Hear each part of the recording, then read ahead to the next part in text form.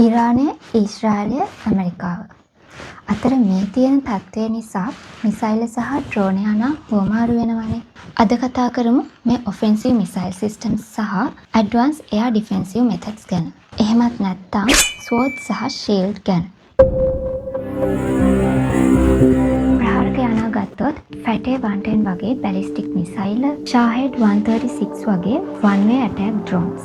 ආරක්ෂක විධි ගත්තොත් අයන් ඩෝම් වගේ මල්ටි-ලේයර්ඩ් සිස්ටම්ස්. මේවා මෑතකදී හඳුන්වා දීපු වෙපන්ස් නොවුනත් වර්තමානයේ වෙද්දී මේවට පාවිච්චි කරන ටෙක්නොලොජිස් සෑහෙන ඉම්ප්‍රූව් වෙලා තියෙනවා. AI සහ රියල් ටයිම් කම්පියුටේෂන්ස් එක්ක. ෆැටේ 110 මේක නිර්මාණය කළේ ඉරානයේ 2000-2002 කාල වකවානුවේ. මේක කිලෝමීටර් 200ක් 300ක් වගේ කෙටි දුර බැලිස්ටික් මිසයිලයක්. බැලිස්ටික් මිසයිල ක්‍රියා කරන්නේ අදියර 3ක් යටතේ. එක බූස්ට් ෆේස් ඝන රොකට් ඉන්ධන දහනය වීම මගින් මිසයිලය ත්වරණය වෙනවා. දෙවැනි අදියර එන්ජින් ඔෆ් කරනවා. මෙතනදී ගුරුත්වය කලින් ලබාගත් ප්‍රවේගය සහ වායු ප්‍රතිරෝධය යටතේ බැලිස්ටික් ආකාරයේ ගමන් පථයක මිසයිලය ගමන් කරනවා. ටර්මිනල් ෆේස් මේ ෆේස් එකේදී මිසයිලය ඉතා විශාල වේගයක් එක්ක ආයිමත් වායු ගෝලයට ඇතුල් වෙනවා. ගොඩක් වෙලාවට ශබ්දයේ වේගය වගේ 5 ගුණයක් 10 ගුණයක් අතර වේගයෙන්. මේ ෆේස් එකේදී මිසයිලයක් වළක්වන එක තවත් අමාරු වෙනවා. මොකද මේ වේගයත් එක්ක ඉතාම කෙටි කාලයක් තමයි තියෙන්නේ රියැක්ට් කරන්න. ඉන්ටර්සෙප්ටර්ස් වලට එහෙමත් නැත්නම් ඩිෆෙන්සිව් සිස්ටම්ස් වලට ඉතා කුඩා කාලයක් තුල ඝට්ටනයන් ගණනය කරන්න වෙනවා. ඒ විතරක් නෙවෙයි පරණ බැලිස්ටික් මිසයිල් නිකම්ම පතිත වුණත් සමහර මොඩර්න් වර්ෂන් වලට හැකියාව තියෙනවා අන්තිම මොහොතේ පාත් එක වෙනස් කරන්න. මේ වගේ අවස්ථාවක නම් මේව නවත්තන එක තවත් අමාරුයි. මොකද ඩිෆෙන්සිව් සිස්ටම්ස් කැල්කියුලේට් කරපු පාත් එකේ නෙවෙයි මේවා ගමන් කරන්නේ එකපාරටම පාත් එක ෂිෆ්ට් වෙනවා. ටොමහොක් මේක ක්‍රූයිස් මිසයිල් එකක්.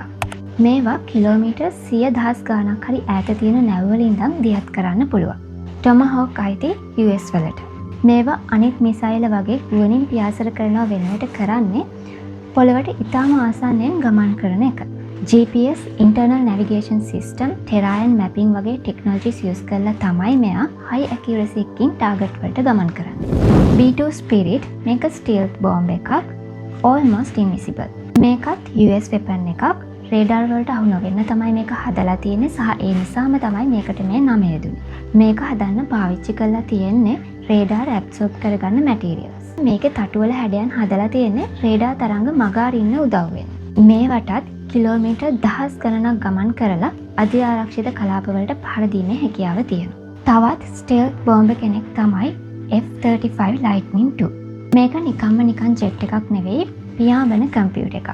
මෙයාට පුළුවන් බැටල්ෆීල්ඩ් එකට රියල් ටයිම් හුවමාරු කරන්න සහ සතුරන් කල් තියාම අඳුනා ගන්න.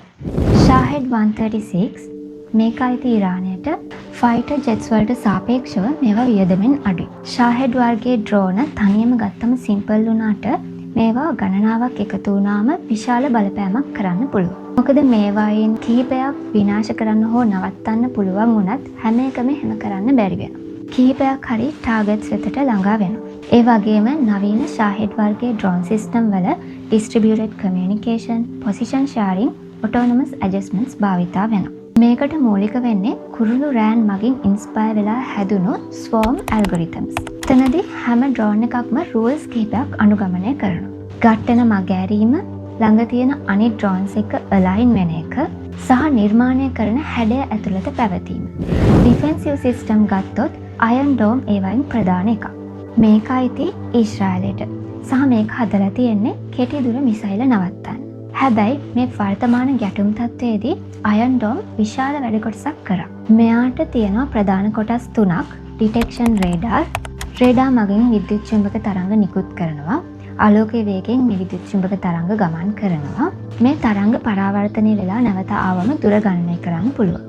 ඒ වගේම රේඩාර් පද්ධතිය තප්පර කිහිපයක් ඇතුළත ඩොප්ලාචරණය මගින් ප්‍රවේගය, ගමන් පථය සහ ත්වරණය ගණනය කරන්නත් ඕන. නමුත් රේඩාර් සිග්නල්ස් නොයිසි වෙන්න පුළුවන්. ඒ කියන්නේ අපිට පර්ෆෙක්ට් මෙෂර්මන්ට් එකක් ලැබෙන්නේ නැහැ.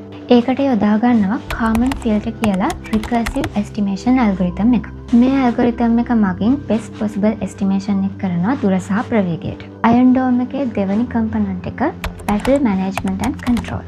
මෙතන තමයි ප්‍රධානම වැඩේ වෙන්නේ.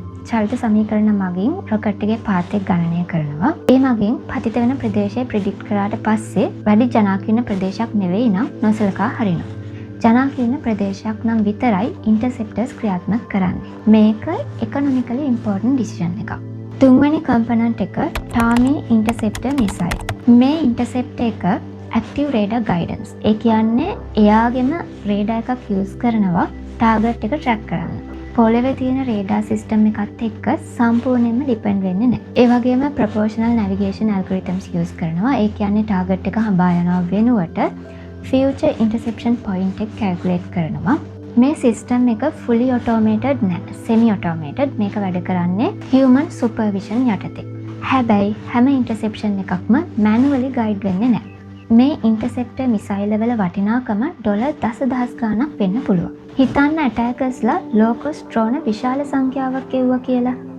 මේකට කියන්නේ සැචුරේෂන් ඇටැක් කියලා. මේකදී අරමුණ වෙන්නේ භෞතික හානි විතරක් නෙවෙයි. කුඩා ඩ්‍රෝන විශාල සංඛ්‍යාවකට ඉන්ටර්සෙප්ටර්ස් වැය වුණොත් එතනදී ඇත්තටම ඉකොනොමිකලි දිනන්නේ ඇටැකර්ස්ලා. ඉතින් වර්තමානයේ යුද්ධය කියන්නේ ආයුධ අතර ගැටුමක්ම නෙමෙයි. ඇල්ගොරිතම් සහ ටෙක්නොලොජිස් අතර ගැටුමක්.